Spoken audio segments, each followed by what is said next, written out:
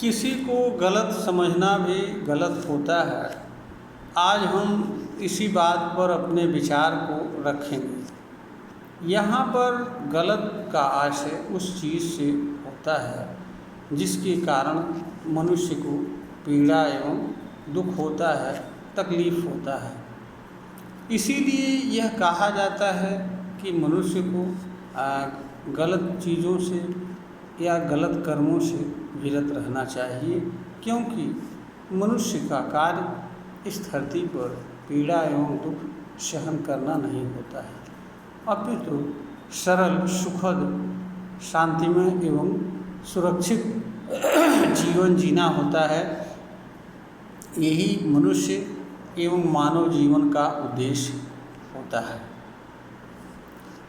किसी को गलत समझना गलत इसलिए होता है क्योंकि मानव किसी अन्य मानव को जिस रूप में समझता है उसी रूप में अन्य मानव के प्रति उसके भीतर विचार एवं भाव बनता है, बैठता है तथा उसी तरह के विचार एवं भाव मानव के भीतर अन्य मानव के प्रति अपना जगह बनाते हैं और उसी तरह की अनुभूति एक मानव को दूसरे मानव के संबंध में होती है।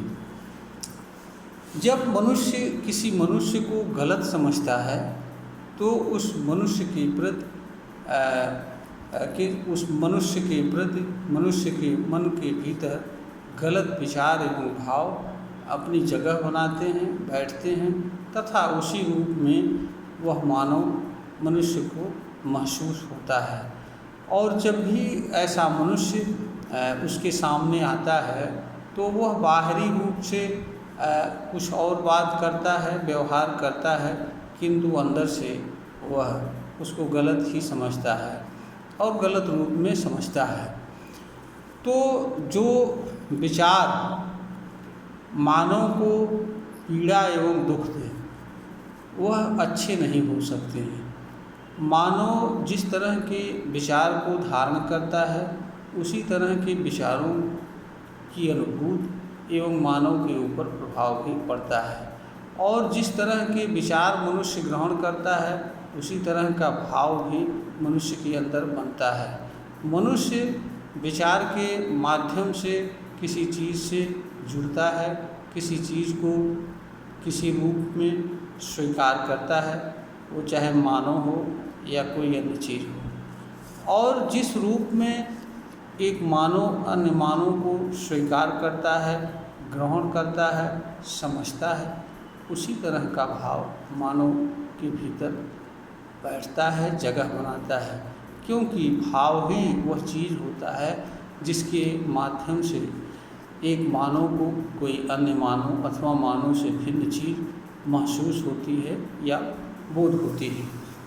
जब एक मनुष्य दूसरे मनुष्य को गलत समझता है तो मनुष्य गलत विचार के माध्यम से उस मनुष्य से जुड़ता है और उसी तरह का विचार मनुष्य के अंदर बनता है तथा उसी विचार के अनुरूप मनुष्य के अंदर गलत भाव भी अब उसके भीतर बैठता है, क्योंकि मनुष्य किसी अन्य मनुष्य को अथवा किसी चीज़ को विचार के माध्यम से जुड़ता है, विचार के माध्यम से किसी चीज़ को धारण करता है, स्वीकार करता है तथा भाव के रूप में उस चीज़ को बोध करता है और वही भाव मनुष्य के भीतर किसी मनुष्य के अंदर अपनी जगह बनाए रहता है और भाव ही एक्चुअल मनुष्य को बोध होता है।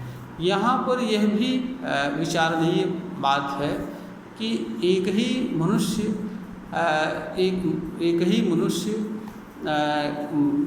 दो रूपों में किसी मनुष्य को बोध होता है। एक मनुष्य उस रूप में जिस रूप में उसका काया होती है, शरीर होती है, बनावट होती है, वह अपनी आँखों के माध्यम से दिखाई देता है और उसको महसूस करता है। दूसरा मनुष्य का जिस तरह का क्रिया एवं कलाप होता है, कर्म होता है, व्यवहार होता है, उस रूप में कोई मनुष्य किसी मनुष्य को बोध होता है। ये किसी मनुष्य को वास्तविक रूप में बोध होने वाली अनुभूति होती है, जो हर मनुष्य को होता है। किंतु किसी मनुष्य की काया, शरीर, शारीरिक बनावट एवं उसकी क्रिया एवं कलाप के आधार पर एक मनुष्य दूसरे मनुष्य को जिस रूप में जानता एवं समझता है, उसी रूप में एक मनुष्य को दूसरा मनुष्य महसूस होता है, बोध होता है, और उसी तरह का विचार एवं भाव मनुष्य के अंदर अपनी जगह बनाते हैं, और वो विचार एवं भाव मनुष्य को अपने प्रभाव में रखते हैं तथा अपना प्रभाव छोड़ते हैं। जब एक मनुष्य दूसरे मनुष्य को गलत रूप में जानता एवं समझता है, तो एक मनुष्य के भीतर दूसरे मनुष्य के प्रति गलत विचार एवं भाव अब उसके भीतर जगह बनाते हैं, और एक मनुष्य दूसरे मनुष्य को उसी रूप में बोध होता है। यहाँ पर आगे ध्यान देने वाली बात यह है कि मनुष्य स्वयं द्वारा धारित किए जाने वाले विचार एवं भाव तथा किए जाने वाले कर्म एवं व्यवहार के कारण पीड़ा एवं दुख सहन करे, यह किसी मनुष्य के लिए उचित नहीं हो सकता है, अच्छा नहीं हो सकता है और सही भी नहीं हो सकता है। इसलिए मनुष्य को ऐसे किसी मनुष्य को गलत रूप में समझ करके, जान करके और उसके कारण गलत विचार एवं भाव से जुड़ करके पीड़ा एवं दुख को सहन करना मनुष्य के लिए गलत होता है। इसीलिए मैं यह कहता हूँ कि एक मनुष्य द्वारा दूसरे मनुष्य को गलत जानना एवं समझना ही गलत है, क्योंकि हम ऐसा करके गलत विचार एवं भाव से जुड़ते हैं, और ये विचार एवं भाव हमको ही पीड़ा एवं दुख देते हैं।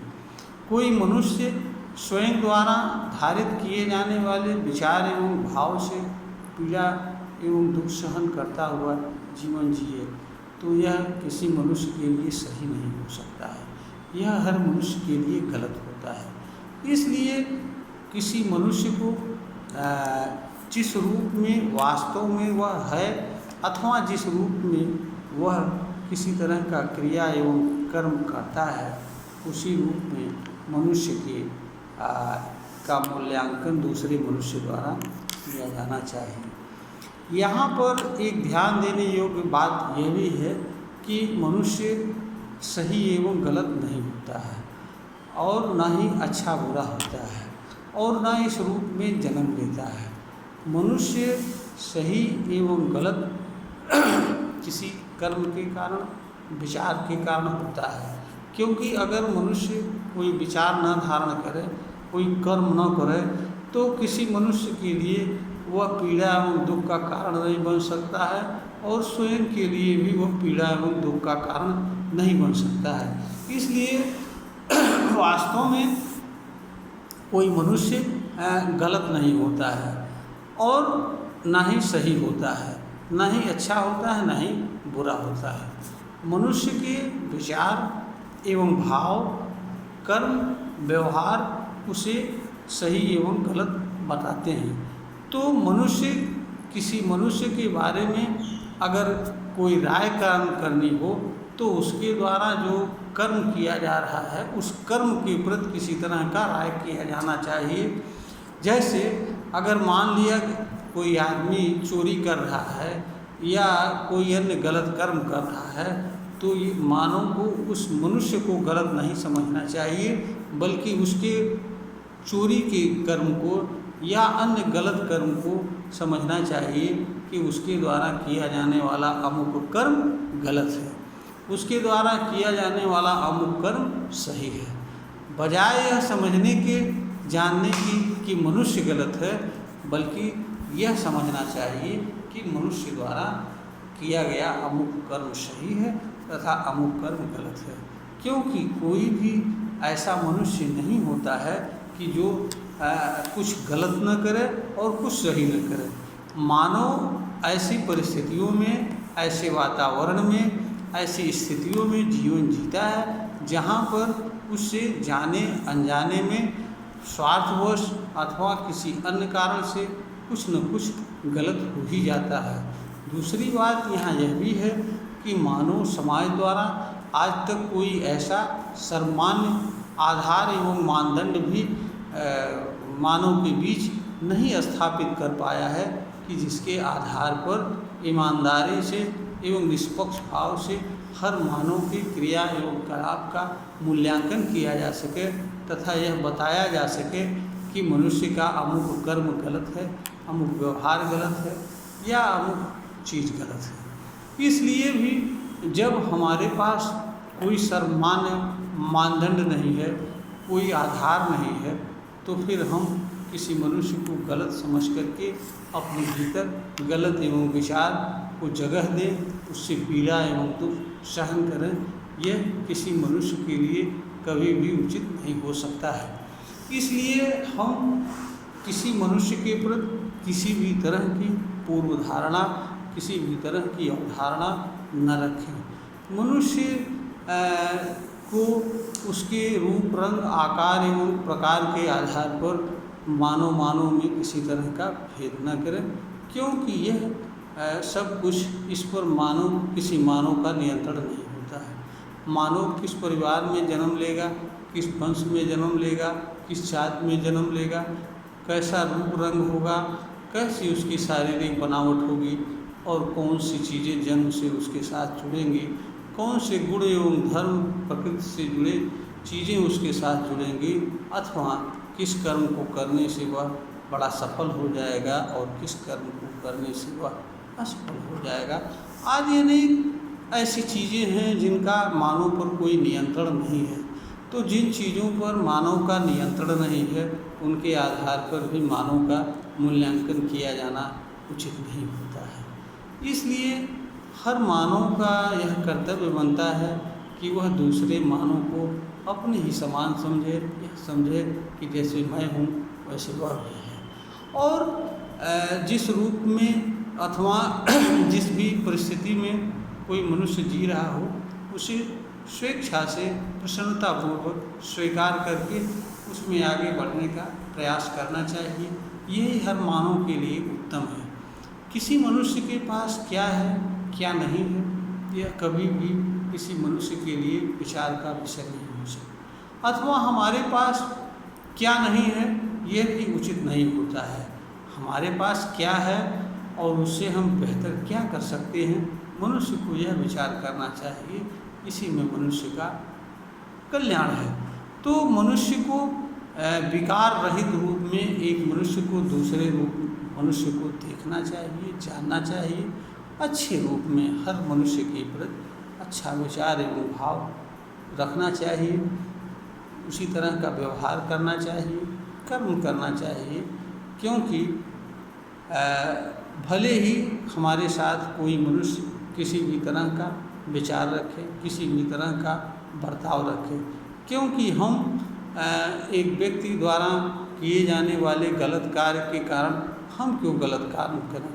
क्योंकि अगर हम प्रतिक्रिया स्वरूप ही कर्म करते हैं तो फिर हम में एवं दूसरों में अच्छा फर्क क्या रह जाएगा। हर मानव अपने विचार, सिद्धांत, स्वार्थ एवं अन्य कारणों से कर्म करता है। इसलिए हमारे लिए आवश्यक होता है कि हम जो हमारे अनुसार उचित हो, अच्छा हो, उसे करें, ना कि नकल पूर्वक या प्रतिक्रियावश किसी क्रिया व कर्म को करें जिससे हम भी दुखी हों, दूसरा भी दुखित हो। तो यह हर मानव के लिए अच्छा होता है। कभी भी किसी भी परिस्थिति में किसी भी कारण से एक मनुष्य को दूसरे मनुष्य को गलत समझना गलत है, क्योंकि हम अपने ही क्रिया एवं कर्म से पीड़ा एवं दुख सहन करें, यह हमारे लिए उचित नहीं हो सकता है। इसलिए हम किसी मनुष्य द्वारा कैसा भी हमारे साथ बर्ताव किया जाए, कैसा भी व्यवहार किया जाए, हमें कुछ भी कहा जाए, फिर भी हम किसी भी अवस्था में उसे गलत ना समझें। अगर हम उसे अच्छे भाव में देखें, अच्छे रूप में देखें, क्योंकि जिस मनुष्य को हम जिस रूप में देखते हैं वह मनुष्य उसी रूप में हमको दिखता भी है, महसूस भी होता है।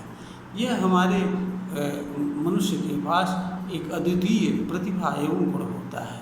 तो हमको किसी मनुष्य को उस रूप में देखना चाहिए जिससे हमें प्रसन्नता हो, खुशी हो और आनंद की अनुभूति हो। हमें किसी मनुष्य को उस रूप में नहीं देखना चाहिए जिससे हमें ही तकलीफ हो। यही मानव का धर्म है, कर्म है, कर्तव्य है और यही मानव जीवन का जीने का एक उचित, सम्यक एवं सुखद जीवन का भी यही आधार है। क्योंकि मानव का कार्य जीवन में अपने ही कर्म से या दूसरों के कर्म से पीड़ा और दुख सहन करना नहीं होता है। यह वीडियो ज्ञानवर्धन हेतु बनाई गई है, प्रेषित की जा रही है।